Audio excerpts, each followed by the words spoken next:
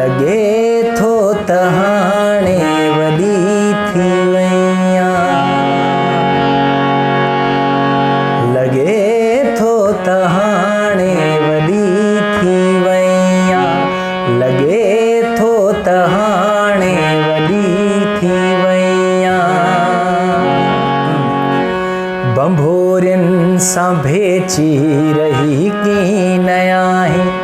गुलनि सां नियापा मुंझण तो छॾिया आहिनि, ऐं इंड लठ बि हाणे कॾहिं कोन ॾिसबी, नदियुनि जी रवानी बि मदहम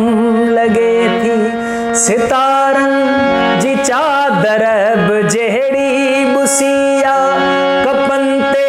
मलाहनि जी हुंगार कोन्हे, ही ॿेड़ी बि सुनसान बीठी रहे थी, वलियूं वियूं वराए मन खे ॾिसी थी, ऐं तुंहिंजूं सहेलियूं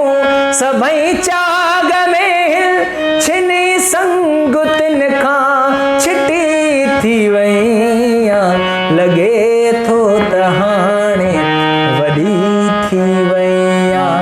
लगे थो त हाणे वॾी थी वईयां।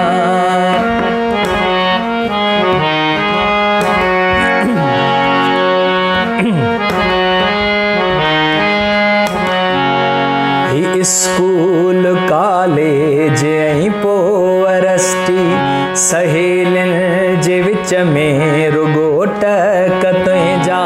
जे सीए लहींदीअ त सभु लेखकनि खे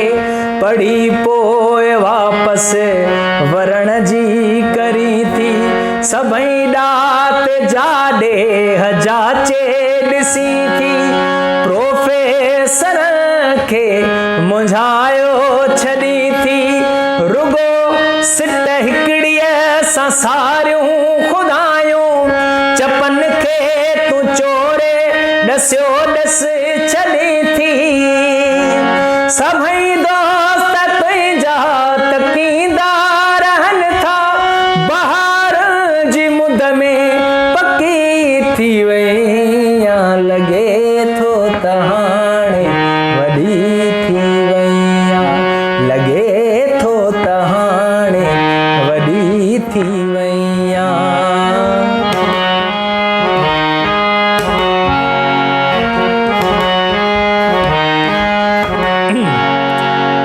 वईं दूर केॾो वल्हारनि खां अॻिते, विछोड़े जूं पोयां हुड़ियूं ॾेई असांखे, कंडनि ते सुमारे छॾी बाबरनि ते, नियापनि सलामनि खां हाणे तवियासीं, हुजी ख़ुशि मिठी शाद आबाद रहंदीअ, कॾहिं लुड़ कुते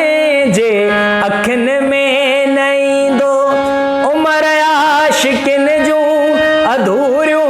कहाणियूं, असांजे हिसे में भली यार आयो, पराड़नि खां बि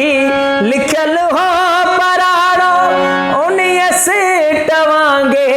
अॾी थी वईयां, लगे थो त हाणे वॾी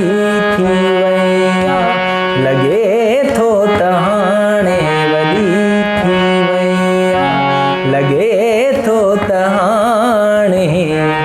वॾी थी वईयां।